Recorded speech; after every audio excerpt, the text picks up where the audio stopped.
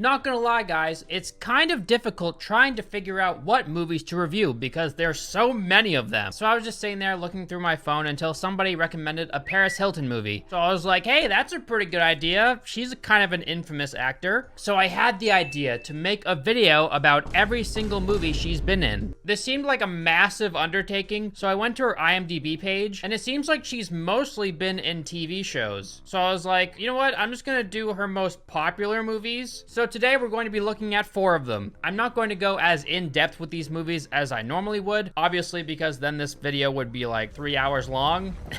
And quite honestly, the movies that she's starring in, she's not in them that much. So, I mean, yeah. The first of these movies that we'll be covering is called The Hottie and the Naughty. Basically, Paris Hilton is the hottie in this movie, and the other girl is the naughty, or, you know, not spelled naughty like, ooh, you're so naughty, but like this. Naughty. Yeah, this is the most shallow movie in existence. The movie centers around this guy named Nate, and he's had a crush on Paris Hilton since they were kids. They flash forward to him as an adult, and he's shown looking at a picture of her as like an 11-year-old.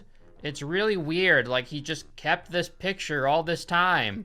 Wow, he's kind of a strange guy. Ew, does he still have that picture in his... He still has a picture of her when she was like 13. And then his friend says this. Usually 13's a bad age. From the first grade on, she just got hotter every year. What? From the first grade on, she just got hotter and hotter. Oh God, why would you say that? Apparently there's a bunch of guys that like her, so they all kind of just sit there on benches waiting for her to run past them in the morning. Like a bunch of dudes just memorized her running path and they wait for her every morning. Wow. Why does she still run this route if there's these weirdos that wait for her? Maybe she did alter her path, but these guys are just like creepy stalkers and they just follow her wherever she goes. And obviously Nate is one of these people. Like a weirdo, he then runs after her while she's jogging, and he tries to like sniff her, and he ends up accidentally like tackling her. So obviously she goes out on a date with him. Wait, what? Why would she do that? Why would she ever do that? Okay, this guy just like assaulted you and you're just gonna go on a date with him. Okay, that makes sense. I have many questions. So then we meet Paris's best friend, June, and she looks like this. Yes. She's not very attractive. I think they kind of went overboard making her disgusting. She has like a massive mole and like boogers blasting out of her nose. She has hair everywhere except the top of her head. It's like they thought of every possible way to make her unappealing. And to put the cherry on top of the nasty cake, whenever they show June, there's horse neighing sounds in the background. She has acne and a really disgusting, like, rotting toenail. June has, like, really bad teeth, too. Imagine if you had bad teeth and you were watching this movie. It's like the movie is just making fun of you at that point, you know? It's so mean. Like, this is such a mean movie. And then they compare June and Paris Hilton's ass. And June's wearing these, like, unappealing shorts, and she has acne, and Paris doesn't, so... I mean, it's like, my God. And Nate is like really disgusted by June's ass. This is such a weird movie. After all, women are of no value if they're not pretty. Right, guys? Thanks, movie. That's what we need more of. Yes. And of course, they give Paris Hilton some really awesome dialogue in this movie, such as, a life without orgasms is like a life without flowers. A life without orgasms is like a world without flowers. That's deep. So in order for Nate to go on a date with Paris Hilton, he needs to befriend and find a date for June. And he ends up like paying this guy to go on a date with her. And so they go on a double date. And during this date, June's toenail flies into this guy's mouth. Ew, ew, ew, ew, ew, ew. Ew. Oh my God.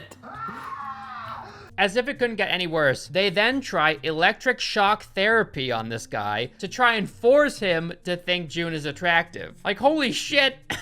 There's a scene when they're all walking down a boardwalk and a mime draws June as a horse. Like, holy shit, this movie is so cruel. This entire movie is just like, this is what an attractive girl is. This is what an unattractive girl is. If you have acne, gross. If you have hair where you're not supposed to have hair, gross. If you have a mole, gross. Me, I'm tight as fuck. Like, Jesus Christ! This guy Cole then screams at the sight of her. People call her an it and a freak throughout the movie. They then meet this like super hot dentist guy. So this dentist shaves down June's teeth and prepares them for veneers. Usually when you get veneers, they put temporaries in before they put the permanents on, you know, so you can chew food. But in her case, they just leave the nubs. So weird. Like, how does she bite into things? There's a scene when they're all at a club and there's a close-up of this dentist's nips. Show those nips, dude. It's so weird. Like, hey, he's got really nice boobs for a man. Check out these man boobs. They're pretty great. Look at those pecs, those pectorals. Wow, amazing. So yeah, of course, throughout the movie, June goes through a makeover and she's very pretty at the end. And Nate's like, wow, you were hot all along. I'm so dumb. I actually like you now. You're just really hot now. And the dentist ends up being a super shallow asshole. And Paris Hilton farts at a costume party. I may have misjudged you, Nate Cooper. But oh no, she was just testing Nate. It's actually a whoopee cushion. Because everybody tries to get with her because of her looks, I guess. So now the movie's trying to pull a gotcha, you know? Hey, it's not about looks, actually. Even though the entire time it was about looks. Why? So at the end of the movie, Nate finally gets to be with Paris Hilton, but he decides not to be with her because he's in love with June now. Because, hey, she's pretty, and he didn't like her until she was pretty.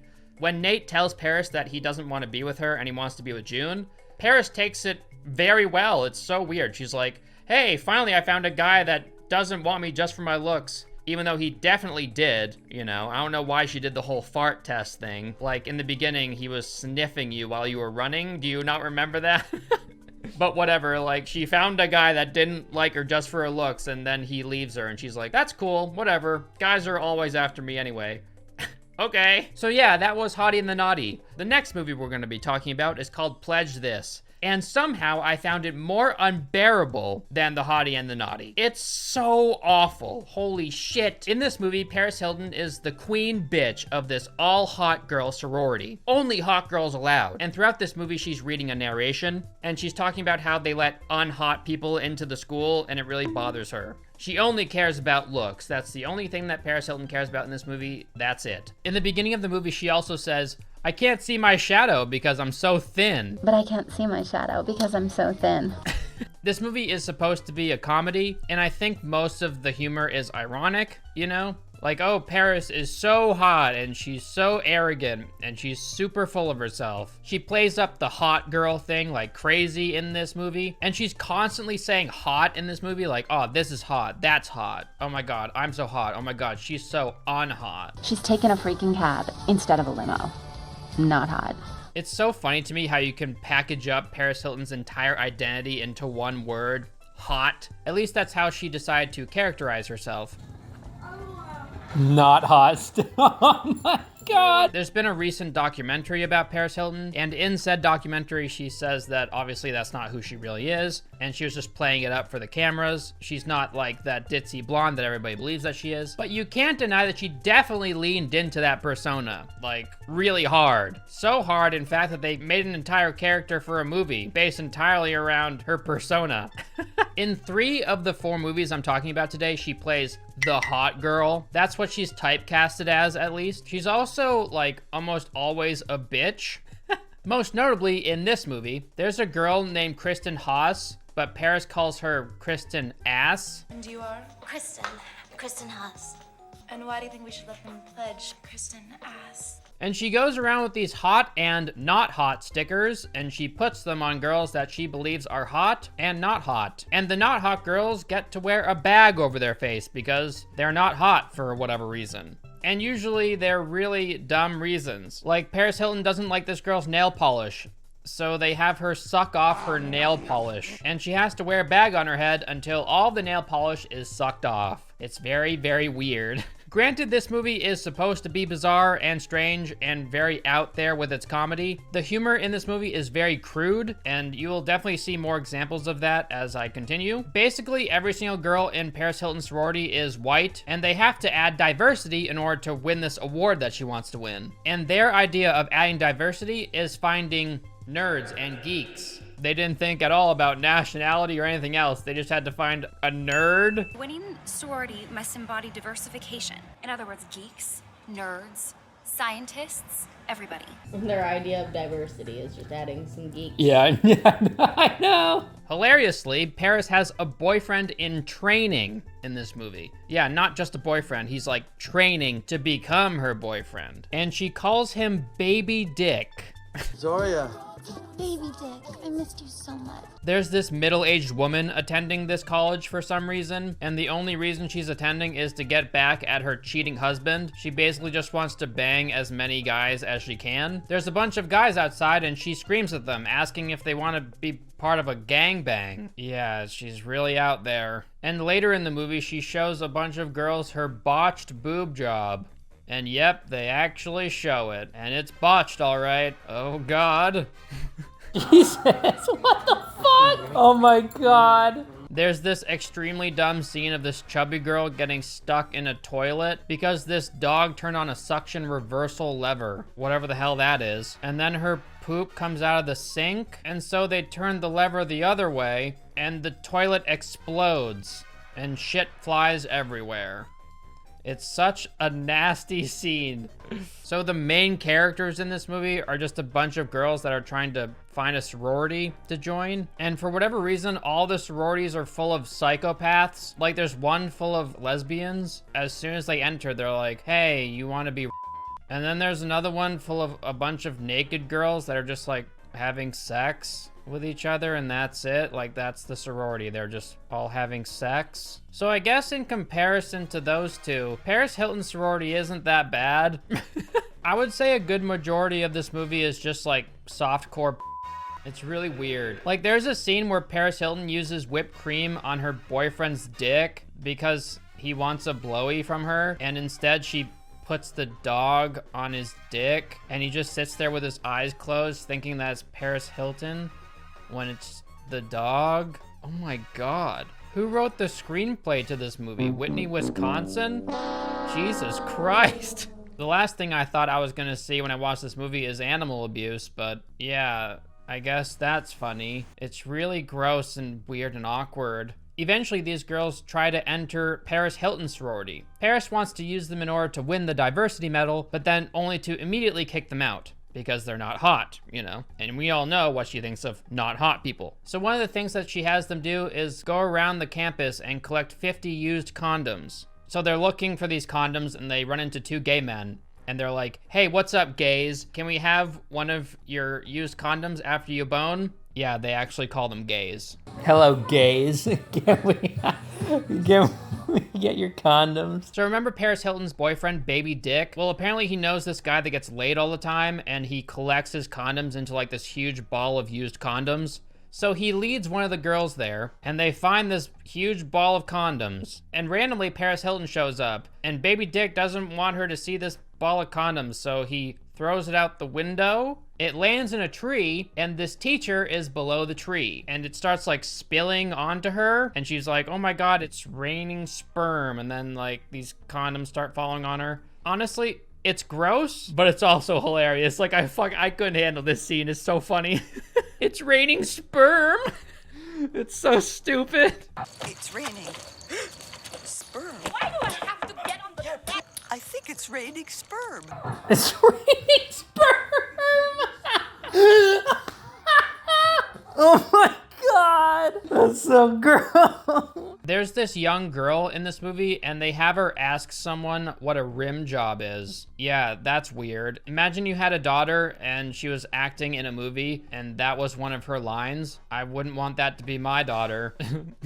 Then there's another scene in a classroom, and Paris Hilton just like sexually assaults the teacher, but it's okay because he's turned on. It's so weird. She's like giving him a lap dance in class. She's also narrating during this part, and she says stuff like, oh, you know I'm hot, don't you?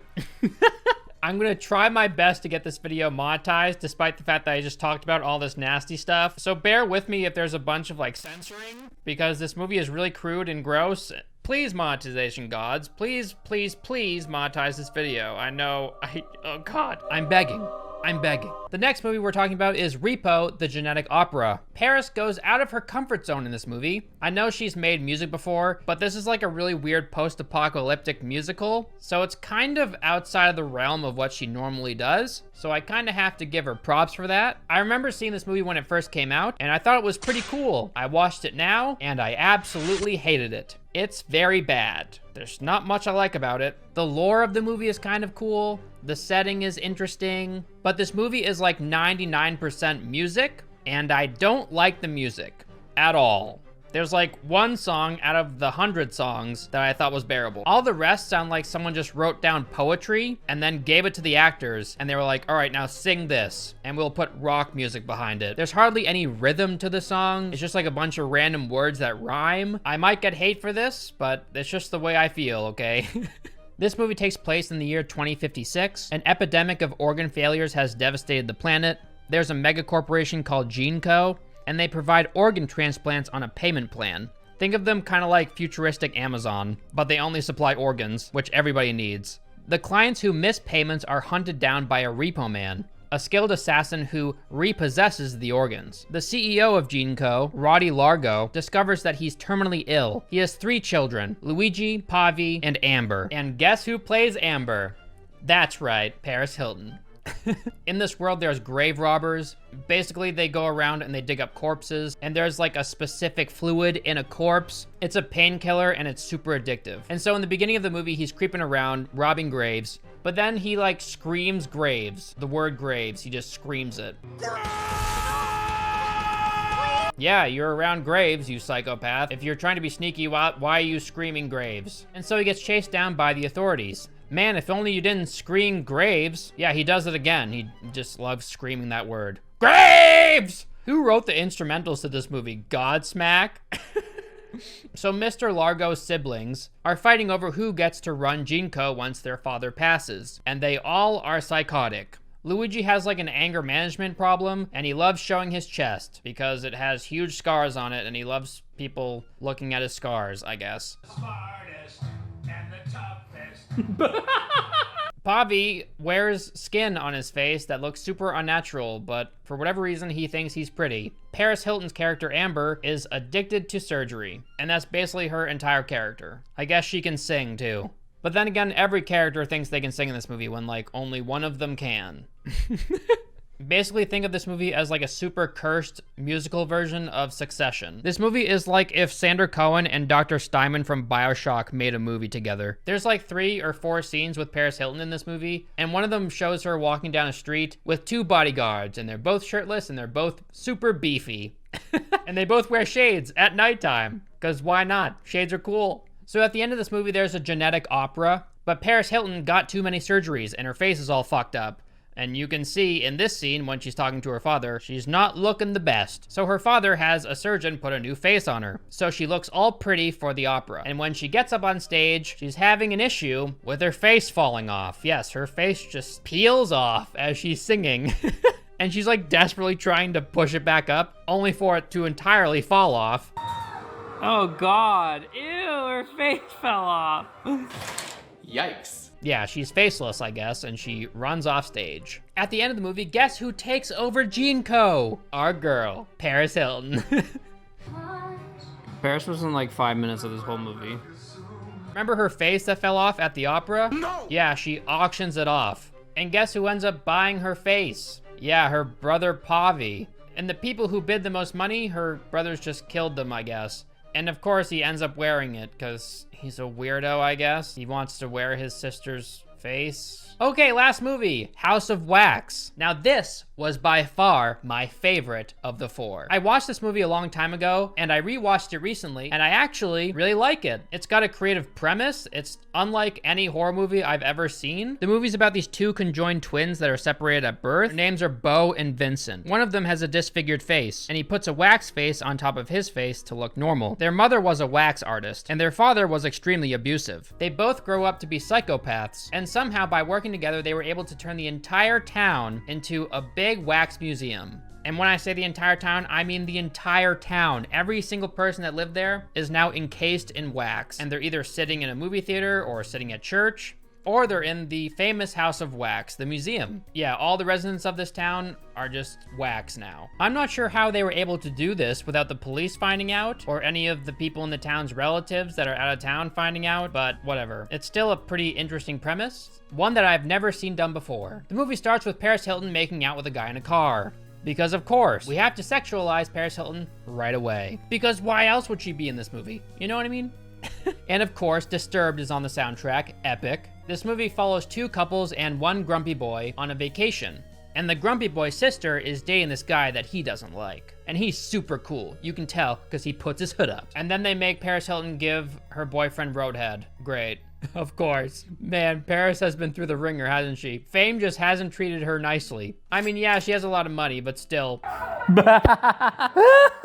God, they always hypersexualize Paris in these movies. Oh, sorry, she wasn't giving him Roadhead. She just dropped her lip balm. Lip balm. I dropped my stupid lip balm. Sure you did. Sure you did. God, you're such a whore, Paris.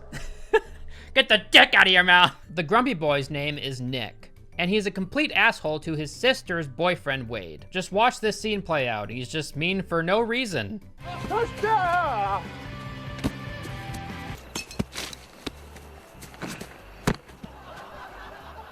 So they're all at this campsite, and they smell corpses. And Carly, Nick's sister, is like, hey, we should go see where that smell is coming from, because why wouldn't you want to see where that smell is coming from? That's really gross. What? No, just leave the area. Go camp somewhere else if it smells like shit. You know what I mean? But no, they decide to camp there anyway. I love how Paris Hilton is the girl with the brains in this scenario. Carly's like, hey, let's go find out what that smell is. And Paris is like, why?